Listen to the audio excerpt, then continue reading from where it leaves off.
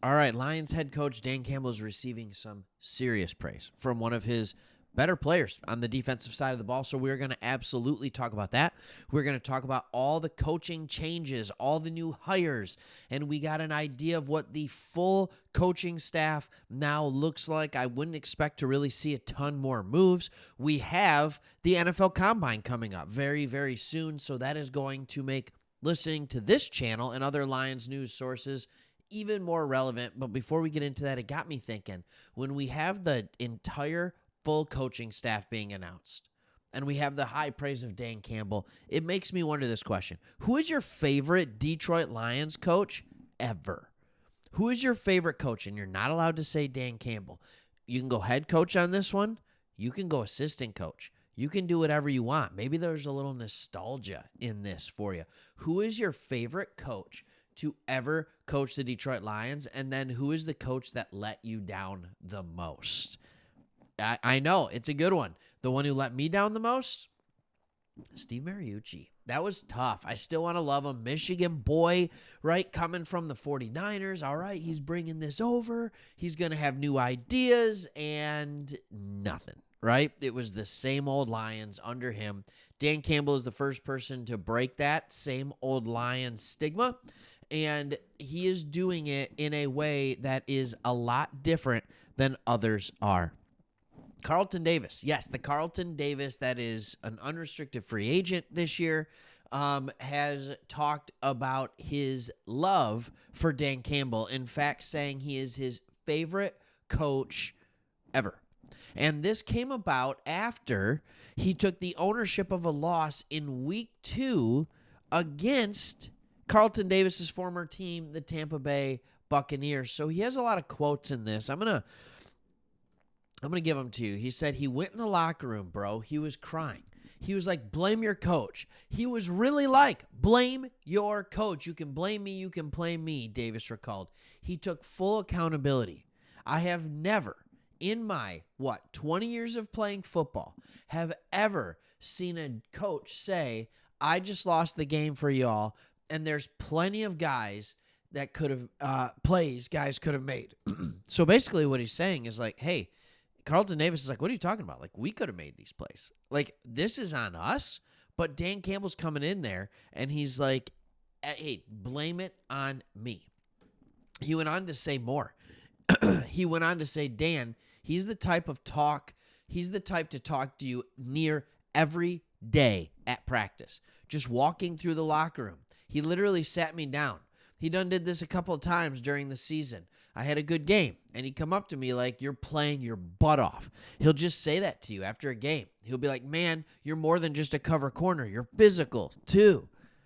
And he'll say that in front of the whole team. He'll praise you in front of the whole team. It's the first coach he has had that has ever done that, which is remarkable to me. Like, it's remarkable to me that these guys can be so good that they can go through their entire football career, high school, middle school, college, and they never have a coach that praises them in front of the team? Are you serious? Is this really that big of a phenomenon? Like, I can understand that it might not be the norm in the NFL, but think back. If you ever played football, if you ever played a sport, it doesn't have to be football.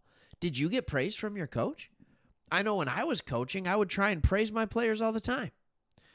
Right? I would try and do it all the time because that way I would have chips in the game when I needed to yell at them.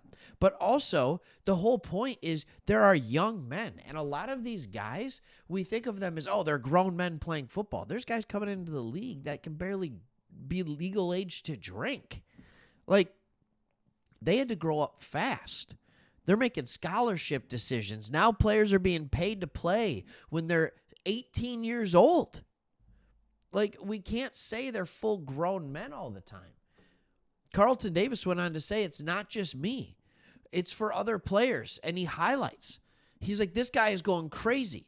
Like Amon-Ra. St. Brown blocking. St. Brown will block the crap out of somebody, but that's something that will go under the radar. Everybody ain't glorifying that, but he's glorifying that in front of the team. Like, this is what I'm talking about. So you know when you're doing that stuff, he watches everything. but he'll also give you your flowers. And a lot of coaches, they don't do that. And then he added, this is the best part of it, he's the real one. He's my favorite head coach. I'm not going to lie, that I've ever played for. That's why I went out there trying to break my jaw for him. Carlton, thank you for going out there and putting your body on the line. I wish a few of our defenders would put their body on the line a little less, because I wish you hadn't broken your jaw. Because I think if you don't break your jaw, I think we have a good chance against the Commanders. I'm just saying. And that does get me in this, we have to talk about it because we're doing a video where we're talking about Carlton Davis. Do we bring him back? When he's talking like that, it makes you think yes. And no, don't start throwing down all the comments about hometown discount. Actually, if you want, it helps the algorithm. I mean, I guess you can throw down the comments.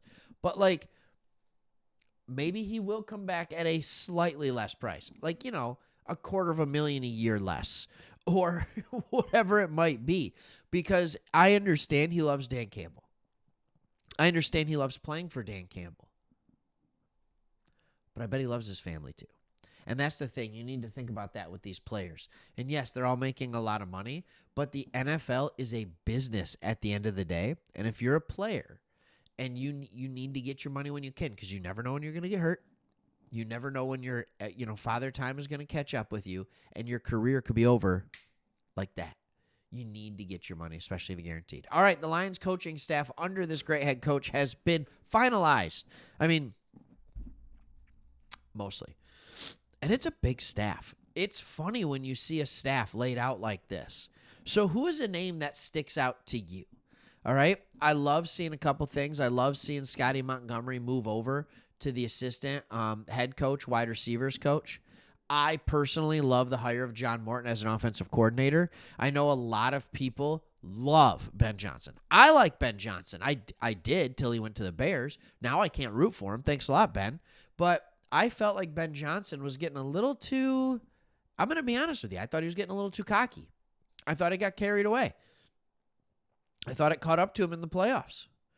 And I'm not saying that it was his fault. That's not even close to what I'm saying.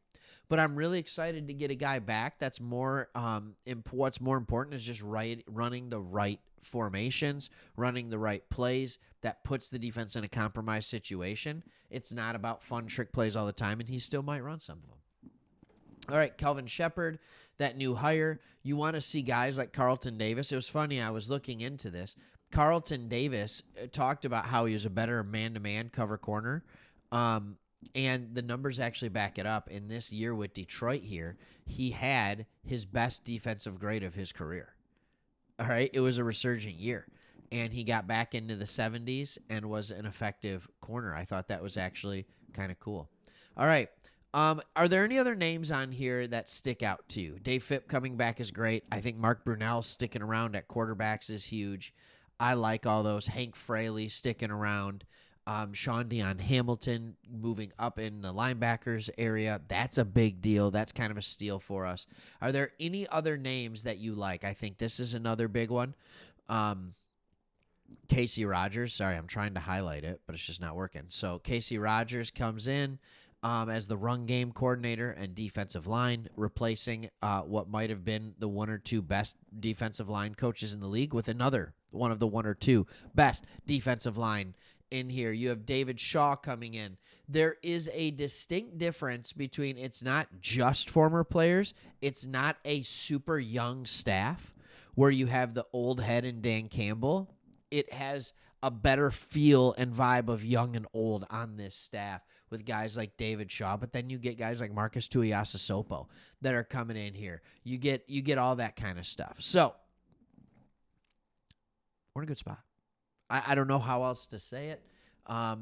Pretty soon, yes, we haven't been talking a ton of draft stuff. That's coming up as we have the NFL Combine starting just around the corner, and then the season gets a lot of fun. We have the Combine where we're talking draft for about 10 days, and then it's going hard into free agency and all the rumors because free agency is through March, and then back to the draft. So make sure you stick here. This 3-month window, this end of February, March, April, even into early May, is where there is just a ton of news in the NFL. A ton of news. All right. Thanks for watching. We'll see you on the next one. As always, truly do appreciate it, especially if you watched all the way to now because we're 10 minutes in.